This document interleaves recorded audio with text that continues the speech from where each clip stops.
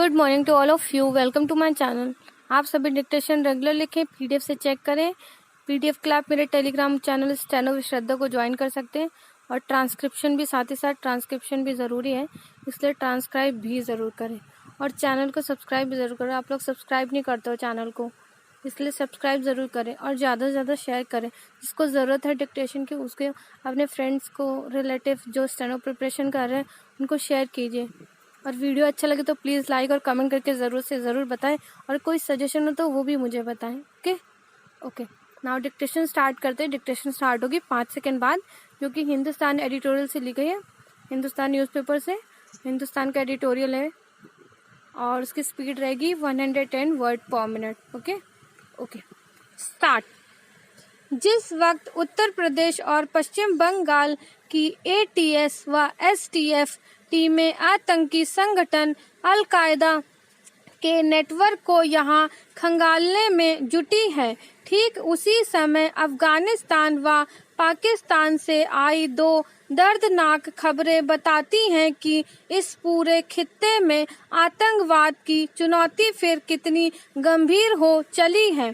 अफगानिस्तान में तालिबान ने जहां 20 से ज्यादा निहत्थे अफगान कमांडरों का कत्ल कर दिया, तो वहीं पाकिस्तान के खैबर पख्तूनख्वा सूबे की एक बस में हुए धमाके में 13 लोगों की मौत हो गई और कई लोग गंभीर रूप से जख्मी हो गए। मरने वालों में ज्यादातर चीन के नागरिक हैं, जो वहां दासू डैम परियोजना से जुड़े थे।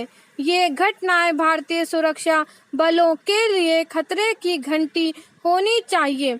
उन्हें अब कहीं अधिक मुस्तैदी का प्रदर्शन करना होगा, क्योंकि पिछले करीब 1.5 साल से लॉकडाउन और अन्य पाबंदियों की वजह से दुबके पड़े दहशतगर्द अब खोल से बाहर आने लगे हैं। पैराचेन।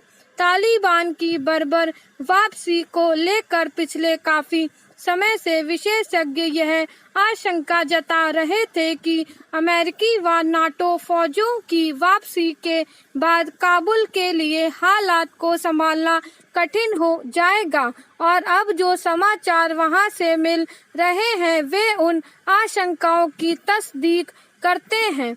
अफगानिस्तान के ग्रामीण इलाकों में तालिबान का दबदबा बढ़ता जा रहा है, तो काबुल में बैठी सरकार शहरी इलाकों को बचाने में जुटी है।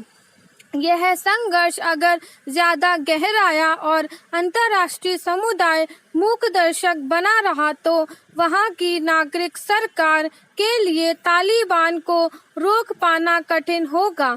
हालात की गंभीरता का अंदाज इसी बात से लगाया जा सकता है कि कुछ दिनों पहले तालिबान के संघर्ष से डरकर सैकड़ों अफगान सैनिक पड़ोसी देश तजाकिस्तान भाग गए थे, और अब तो वहां के नागरिकों का पलायन भी शुरू हो गया है, क्योंकि जिन जिलों पर तालिबान का नियंत्रण हो चुका है वहां कट्टरपंथी निजाम के कायदे लागू किए जा रहे हैं। पैराचिन।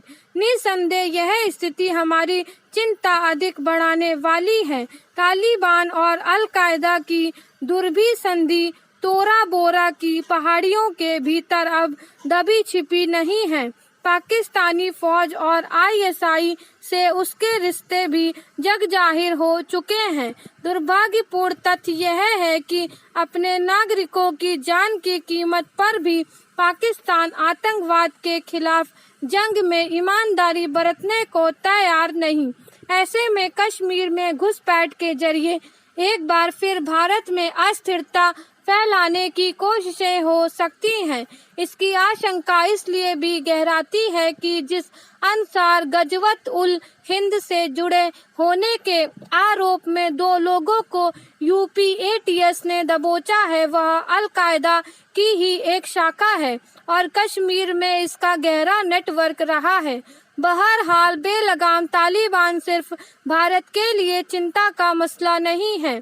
चीन के विदेश मंत्री ने जिस तल्ख अंदाज में कल तालिबान को चेतावनी दी है, वह एक संकेत है कि काबुल में उसकी मजबूती बीजिंग के लिए भी सिरदर्दी है। खासकर ईस्ट तुर्किस्तान इस्लामिक मूवमेंट के जो लड़ाके तालिबान की सरपरस्ती में वहां जमा बताए जा रहे हैं, वे चीन के शिनजियांग सूबे से 100 किलोमीटर से भी कम की दूरी पर एकत्र हैं। इसलिए यह क्षेत्रीय कूटनीति बढ़ाने के साथ साथ अपनी सुरक्षा चुनौतियों की गहन पड़ताल का समय है। Para change. भले ही अमेरिका 4 जुलाई तक 70% वयस्कों को कम से कम एक खुराक और 16 करोड़ अमेरिकियों के पूर्ण टीकाकरण के राष्ट्रपति जो बाइडेन के लक्ष्य को बहुत मामूली अंतर से पूरा ना कर सका, लेकिन यहाँ उचित ही सामान्य स्थिति आ गई है।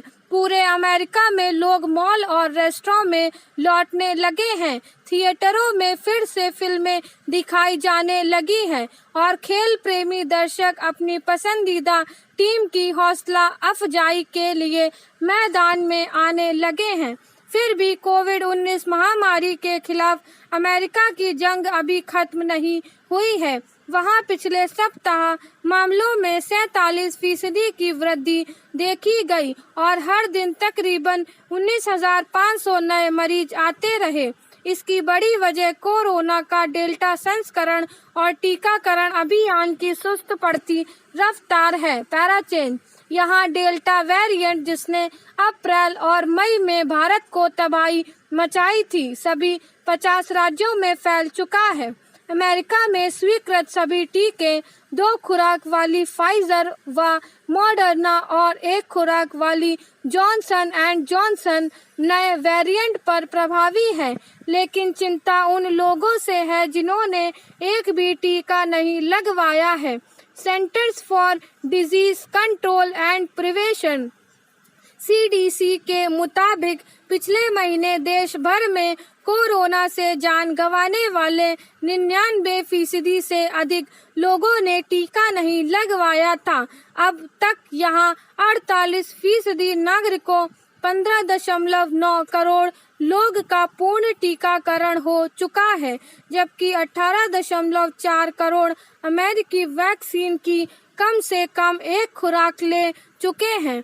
असल में टीकाकरण अभियान 2 कारणों से धीमा हो गया है। पहला, विशेषकर 18-34 आयु वर्ग में टीके को लेकर हिचक और दूसरा, पूर्व राष्ट्रपति डोनाल्ड ट्रंप के समर्थकों में टीके के खिलाफ जारी व्यापक अभियान। हालांकि सार्वजनिक स्वास्थ्य विशेषज्ञ चेता रहे हैं कि इस तरह का गैर जिम्मेदाराना रुख अमेरिकी आबादी के एक बड़े हिस्से के लिए जोखिम बढ़ रहा है, क्योंकि वायरस हर बार म्यूटेट करने पर अधिक शक्तिशाली होता जा रहा है। Para change. अब बाइडेन प्रशासन ने एक नई पहल की है, जिसमें टीका विरोधियों के घर घर जाकर और धार्मिक स्थलों पर टीकाकरण अभियान चलाया जाएगा। इसमें स्थानीय डॉक्टरों और स्वास्थ्य कर्मियों की भी मदद ली जा रही है, ताकि वे लोगों के भ्रम को दूर कर सके। व्हाइट हाउस भी टीका विरोधी अभियानों की जमकर खबर ले रहा है। साफ है, हमें महामारी के खिलाफ एकाग्रचित नजरिया और वैज्ञानिक सोच के कारण अमेरिका कोविड-19 को मात देने की राह पर है। Para change. अमेरिका के इस अनुभव से भारत भी काफी कुछ सीख सकता है। जहां कोरोना की तीसरी लहर के जल्द ही आने की आशंका जताई जा रही है, सबसे पहला काम यही होना चाहिए कि टीकाकरण की रफ्तार बढ़ाई जाए। अमेरिका का अनुभव बताता है कि टीकाकरण संक्रमण से भले ही पूरा बचाव नहीं करता, लेकिन यह संक्रमण का प्रसार रोकता है और मौत का खतरा भी काफी हद तक कम करता है। राज्य व स्थानीय प्रशासन के सहयोग से केंद्र सरकार संसाधनों के उचित इस्तेमाल की योजनाएं बना और लागू कर सकती है। मीडिया द्वारा टीकाकरण के पक्ष में प्रचार प्रसार भी करना होगा।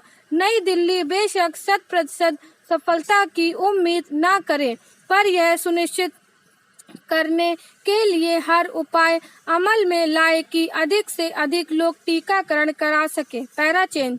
यह अच्छी बात है कि दूसरी लहर के बाद भारत में टीकाकरण की रफ्तार तेज हुई है, मगर जनसंख्या के आकार को देखते हुए टीकाकरण दर को 2 गुना करने की दरकार है। अब भी महज 5.3% भारतीयों का ही पूर्ण टीकाकरण हो सका है। यहाँ टीके का उत्पादन एक बड़ा मसला है। इससे निपटने के लिए अपनी निर्माण क्षमताओं को बढ़ाने के साथ साथ नई दिल्ली कम से कम उन टीकों के आयात को तत्काल मंजूरी दे जो पहले से ही दूसरे देशों में स्वीकृत हैं।